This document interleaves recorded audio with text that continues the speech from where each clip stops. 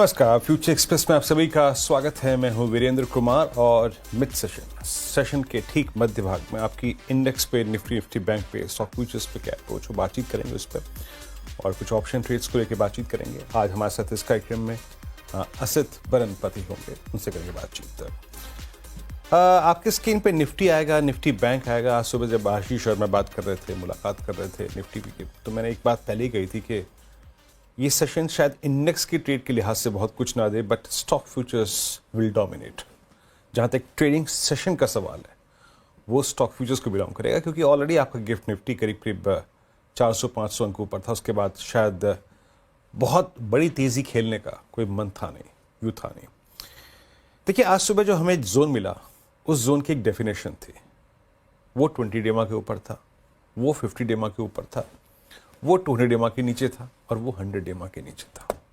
जैसे हमने शुक्रवार को 10 डेमा काटने के बाद 20 डेमा छुआ, आज मैं एक ही बात कह रहा था, जरा लेवल्स लेके आइएगा। The maximum reward in this trajectory is towards 387, 23,387, 100 और 200 डेमा का जोन। तो वो 310 और 387 के बीच में परसिस्ट करता है। अगर हम इसको टारगेट मान के चलें तो डिप्स को बाय कीजिएगा। अब डिप्स कहां तक आएगी ये भी नहीं मालूम, बट डिप्स एक रीजनेबल होती 23,040 तक, जो कि 50 डेमा है, वो भी नहीं आया। So for a day trader शायद इंडेक्स ने बहुत कुछ नहीं दिया। फ्रेंकली स्पीकिंग, इसको एक्सेप्ट कर लेते हैं। एंड जहां तक निफ्टी बैंक का सवाल है, निफ्टी बैंक आपके स्क्रीन पे करीब 52,388। हाँ, इसने पोस्ट ओपनिंग एक मूव दिया।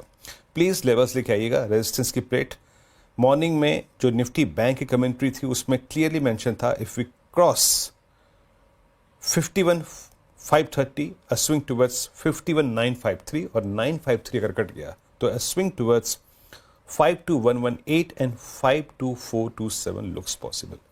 मोर स्पेशली अब हम 2427 है उस लेवल की तरफ पड़ रहे हैं। तो बैंक निफ्टी ने गुंजाइश छोड़ी एक ट्रेड के लिए, बट टेक्निकली शायद मैं ये कहूं कि हर कोई आदमी उस ट्रेड में आ गया होगा। It's not possible. 1,000-1,200 पॉइंट ऊपर कोई नहीं लेता, वास्तविकता ये है।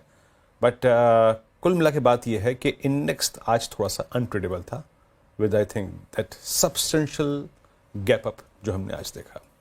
बट अभी के डेटा क्या कह रहे हैं, थोड़ा सा निफ्टी पे दोबारा लौट के आते हैं। देखिए, 23,300 को ना वो कॉल राइटर ग्रिप करने की कोशिश कर रहा है। जब भी कोई बड़ा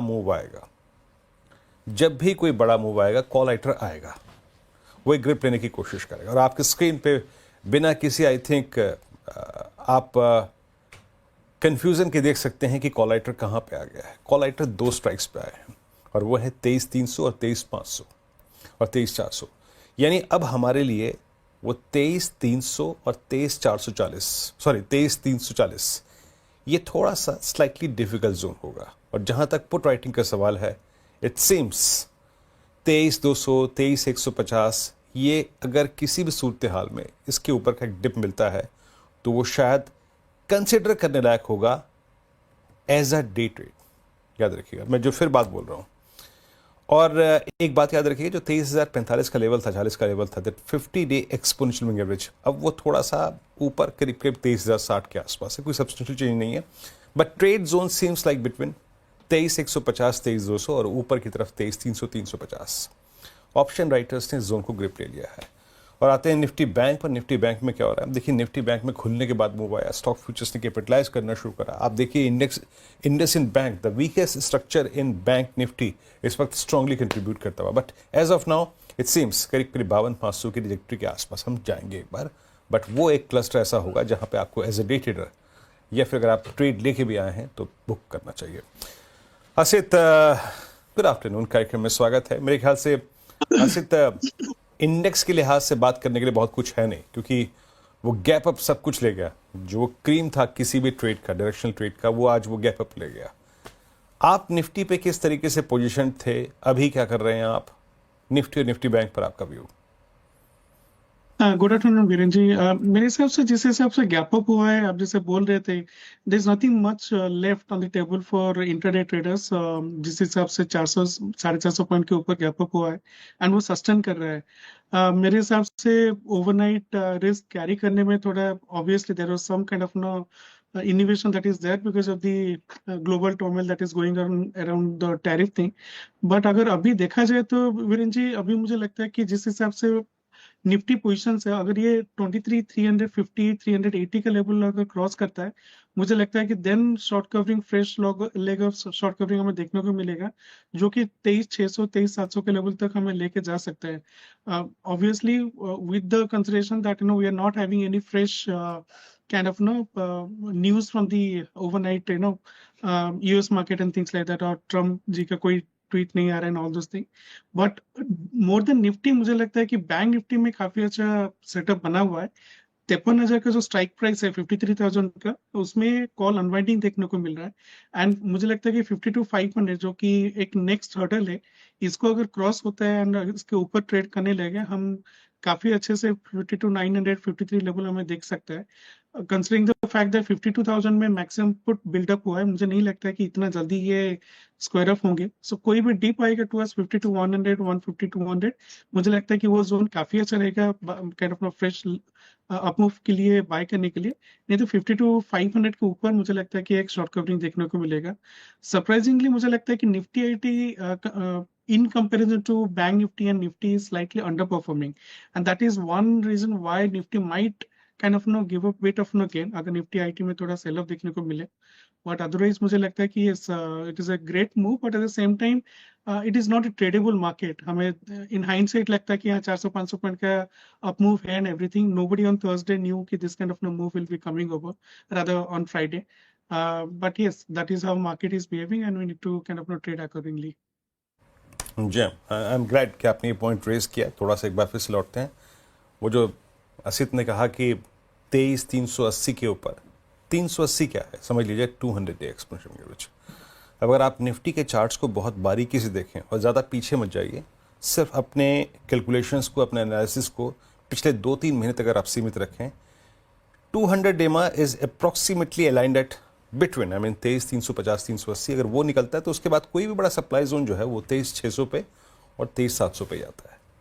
बट निफ्टी बैंक के साथ, निफ्टी के साथ एक दिक्कत है दैट निफ्टी आईटी मूड में नजर आ नहीं रहा है. निफ्टी आईटी इस वक्त डीलों की तरफ ट्रेड कर रहा है.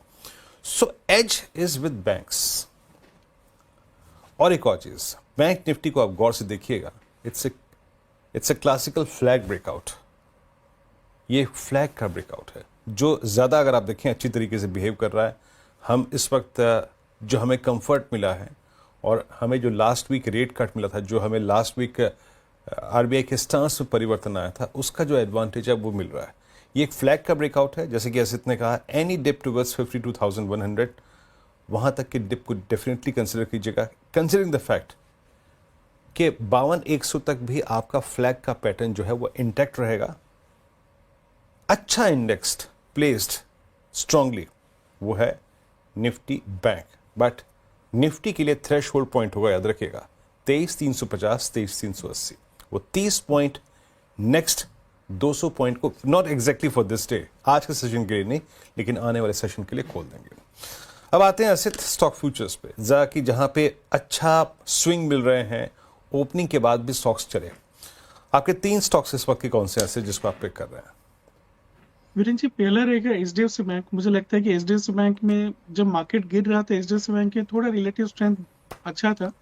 एचडीएफसी बैंक में लॉन्ग जा सकते हैं with stop loss around 1850 for a target of around 1900 1920 के लेवल. एमएससीडी क्रॉस सिग्नल देखने को मिल रहा है, bullish gap up, why and delivery volume, there's a considerable amount of uptick that is seen and long built up with around 3% के OI. मुझे लगता है कि एचडीएफसी बैंक में अगर कोई डिप भी आया था तो this is definitely going to outperform the market. And before the result, which we are expecting, I think at this end of this week, it is setting up for levels beyond 1900. So HDFC Bank is long for me.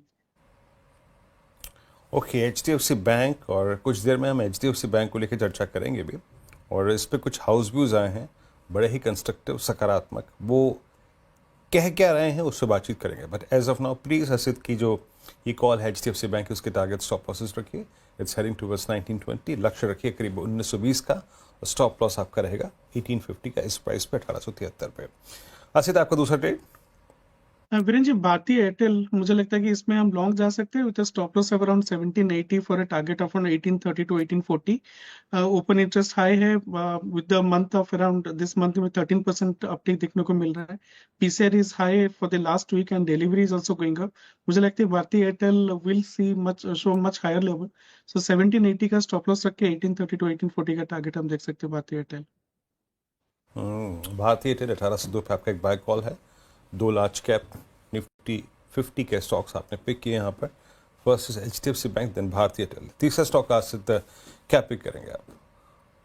Chola Finance, I think the whole financial sector मुझे Chola Finance काफी अच्छा लगता है apart from Bajaj twins. So Chola Finance में long जा सकते हैं with stop loss of around 1510 for a target of around 1560 to 70। Price has gone above SMA 20 bullish. I am long built up with 3% का ओआई। मुझे लगता है जब तक ये 1500 के level, even if I given A stop loss of 1510, मुझे लगता है कि जब तक ये 1500 लेवल के ऊपर ट्रेड कर रहा है, I think somehow we should be seeing solar circle level in Chola Finance in few days time. So Chola Finance is definitely bullish and I'm long in this. Okay, Chola finance 3 trades हो गए सिद्ध के यहाँ पे। पहला उन्होंने pick किया HDFC bank, यहाँ पे एक लॉन्ग कॉल थी। एक ही करके ट्रेड सारे के सारे स्क्रीन पे रखता हूँ, प्लीज़ आप अपलोड कर सकते हैं। 1920 का लक्ष्य है। यहाँ से करीब आप समझ लीजिएगा कि 40 रुपये का और अप साइड आपको नजर आ रहा है, 40-45 रुपये का। 1850 का स्टॉप लॉस, 23 रुपये का स्टॉप लॉस है यहाँ पे। नेक्स्ट ट्रेड है भारतीय एयरटेल, यहाँ पे करीब 1830-1840 का लक्ष्य, स्टॉप लॉस 1780 का, ट्रेड करता हुआ 1803 पे। और तीसरा ट्रेड है दैट्स चोला, 1560-1570 का लक्ष्य यहाँ पर, और 1510 का स्टॉप लॉस 1528 पर ट्रेड करता हुआ। लेकिन चर्चा का विषय HDFC बैंक है। एक काम करता हूँ, एक छोटा सा ब्रेक लेता हूँ, और जब ब्रेक से लौटेंगे तो बात करेंगे HDFC बैंक आज क्यों इतना बड़ा स्विंग जनरेट कर रहा है, क्यों ये आज निफ्टी बैंक को इतना बड़ा पुश दे रहा है। छोटे से ब्रेक के बाद यतिन से बातचीत करते हैं इस पर, और क्यों ब्रोकरेज इस पर बुलिश है। छोटे से ब्रेक के बाद।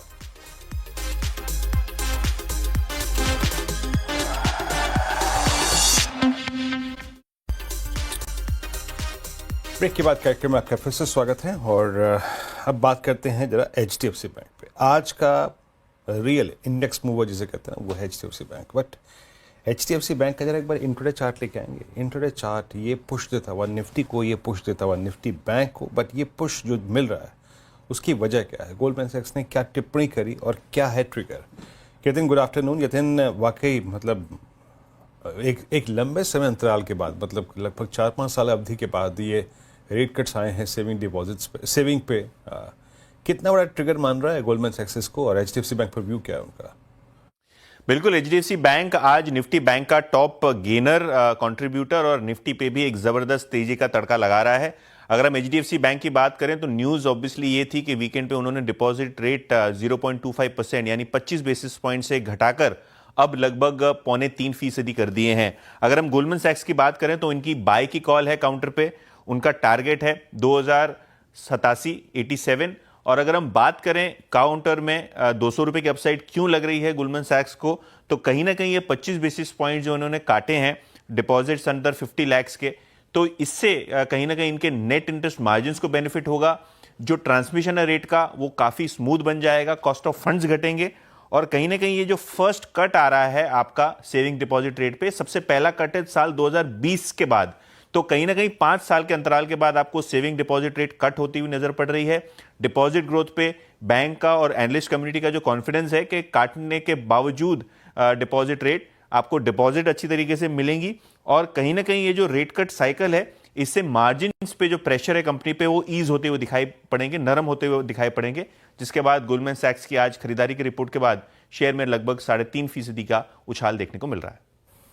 जी हाँ, एक अहम ट्रिगर इस स्पेस के लिए बैंक HDFC बैंक के लिए 2087 का लक्ष्य दिया गया है, और सुपर स्विंग। यतिन, बहुत बहुत शुक्रिया आपका इस पूरी चर्चा के लिए। बट हमने काफ़ी टाइम HDFC बैंक को आज दिया, but other than HDFC bank, देखिए असित क्या होता है कि एक बड़ा जब stock with in that index एक बड़ा मूव लेता है तो बाकी दूसरे काउंटर्स जो हैं वो डिफरेंशियल प्ले करना शुरू करते हैं।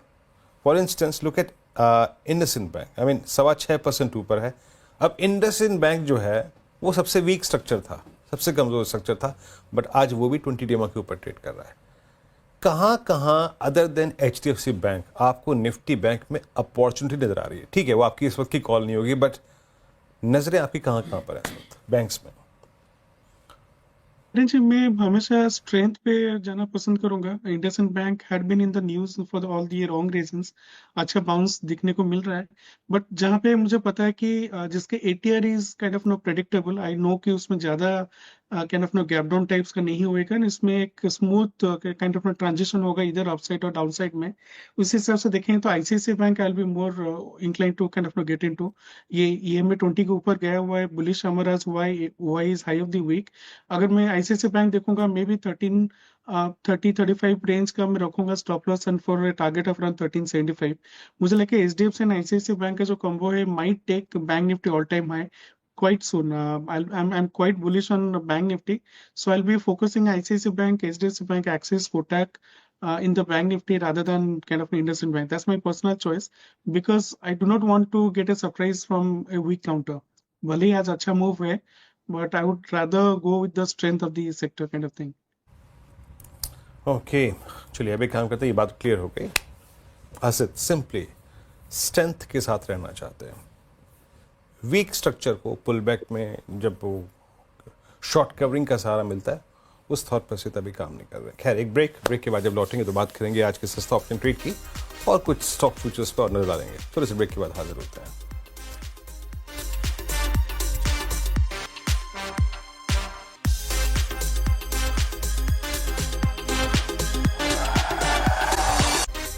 ब्रेक के बाद कार्यक्रम में एक बार फिर से आपका स्वागत है। एक मिनट के लिए जरा आप स्क्रीन पर रखिएगा निफ्टी IT 33,110 पे निफ्टी IT आके ट्रेड कर रहा है। पिछले कुछ मिनटों में निफ्टी IT में पुल बैक आया है और from I think 30 to 940 approximately 180 points का स्विंग। यही वो एक पार्ट है, यही वो मिसिंग पार्ट है जो कि निफ्टी को थोड़ा सा दबा रहा था। और इस शब्द का इस्तेमाल जो मैं कर रहा हूँ, थोड़ा सा दबा रहा था, बैकफुट पर रख रहा था, ये जस्ट एक लेवल के और एक एवरेज के लिहाज से बोल रहा हूँ।